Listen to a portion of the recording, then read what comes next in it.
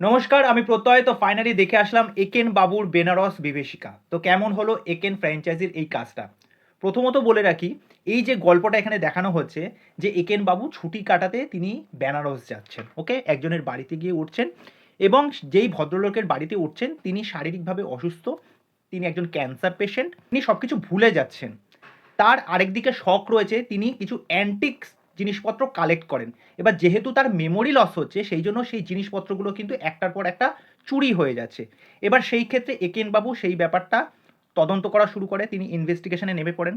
অপরদিকে আমরা শাশ্বত চট্টোপাধ্যায়ের যে ক্যারেক্টারটা দেখতে পাচ্ছি, তিনি একজন আততায়ী, মানে টেরোরিস্ট। তিনি নানা রকম টেরোরিস্ট অ্যাক্টিভিটি করার চেষ্টা করছেন। এবার এই যে দুটোর গল্প চলছে, এই দুটো গল্প একদম শেষ ভাগে গিয়ে এটার কি পরিণতি হয় সেটা জানতে হলে আপনাদের এই সিনেমাটা প্রেক্ষাগৃহে গিয়ে দেখে আসতে হবে। তা আমি বলবো এখানের যে লাস্ট কাজটা ছিল, যেটা হচ্ছে রাজস্থান, ওইটা কিন্তু আমার সেরকমভাবে অতটা ভালো লাগেনি। কিন্তু এই কাজটার প্রশংসা করতেই হয়, এটা আদ্যপান্ত দারুণ মজাদার। একেনবাবু এখানে যা পারফরমেন্স দিয়েছেন তা সত্যি প্রশংসনীয়।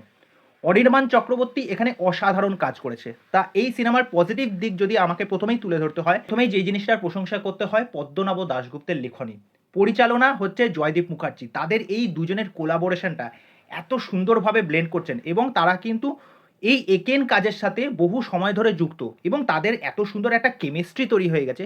শুধু আমি পদ্মনাভ দাশগুপ্ত, জয়দীপ মুখার্জির কথাই শুধু বলবো না, পাশাপাশি অনির্বাণ চক্রবর্তী এবং সৌভদ্র, সৌমক, ঈশা সাহা, প্রত্যেকের পারফরমেন্স এখানে কিন্তু দারুণ।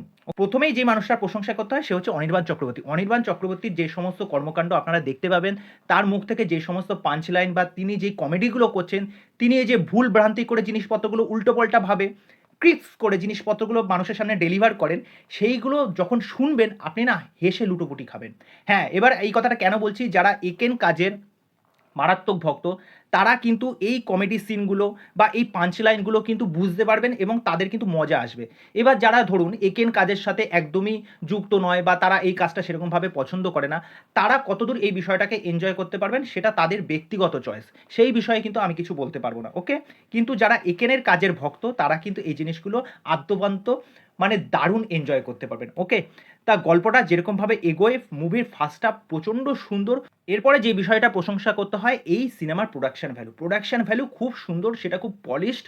দেখে বোঝা যাচ্ছে পয়সা খরচা করা হয়েছে। কেননা যেরকম লোকেশনে শ্যুট করা হয়েছে, এই যে বেনারস, বেনারসের অলি গলি ঘাট, তারপরে যে সমস্ত জায়গাগুলো লোকেশনগুলো যেভাবে শ্যুট করেছে সেটা দেখতে খুব সুন্দর লাগছে। ওয়েল প্রেজেন্টেশন, যেটা আপনার চোখকে আরাম দেবে যখন সিনেমাটা আপনি দেখবেন। মিউজিকের কাজ খুব ভালো হয়েছে। অনির্বাণ চক্রবর্তী যেরকম সিন বাই সিন আসছেন, তিনি যখন কমেডিগুলো বলছেন, সেই কমেডিগুলো কিন্তু প্রত্যেকটা ওয়ার্ক করছে। এরকম না যে সেই কমেডিগুলো কিন্তু ওভার দ্য টপ। এখানে অনির্বাণ চক্রবর্তীর ক্যারেক্টারটাকে খুব সুন্দরভাবে প্রেজেন্ট করা হয়েছে। এই সিনেমার আরেকটা পজিটিভ সাইড যেটা আমি বলবো, এই সিনেমাটা কিন্তু সাধারণ দর্শকের কথা মাথায় রেখে ৮ থেকে ৮০, বাচ্চা থেকে মধ্যবয়স্ক থেকে শুরু করে বয়স্ক লোক অবধি সকলে কিন্তু এই সিনেমাটা থরলি এনজয় করতে পারবেন। যেহেতু মুভির রান টাইম কিন্তু বেশি না, সুতরাং গল্পটাকে এত সুন্দরভাবে বুনেছে এবং সেটাকে এত সুন্দরভাবে এক্সিকিউট করেছে, সেটা দেখতে কিন্তু ভাল লাগছে। এর আগে যে রুদ্ধশ্বাস রাজস্থান যে সিনেমাটা এসেছিল সেটা কিন্তু আমার সেরকমভাবে ভালো লাগেনি। কিন্তু এই সিনেমাটা কিন্তু সত্যিই প্রশংসা করতে হয়। যেরকমভাবে প্রত্যেকে পারফরমেন্স দিয়েছে, যেরকমভাবে এই সিনেমার গল্প, যেরকমভাবে এই সিনেমার ডিরেকশন, প্রত্যেকটা জায়গায় প্রত্যেকটা ডিপার্টমেন্ট খুব সুন্দরভাবে কাজ করেছে। ওকে? এবং দেখুন আজকে, আজকে তো রিলিজ হচ্ছে এবং আজকে অডিয়েন্সের কীরকম রিয়াকশান। ওকে? অডিয়েন্স কীরকম ভরে ভরে সিনেমাটা দেখতে যাচ্ছে। আমি বলবো চোখ কান বন্ধ করে কোনো রকম চিন্তাভাবনা করতে হবে না। একেনের ফ্যান আছেন তারা এই কাজটা দেখুন, আপনাদের দুর্দান্ত লাগবে। তা এই হলো আমার মতামত। তা চলুন আজকের ভিডিও এখানেই শেষ করছি। পরবর্তী ভিডিওতে আবার দেখা হচ্ছে। বাই।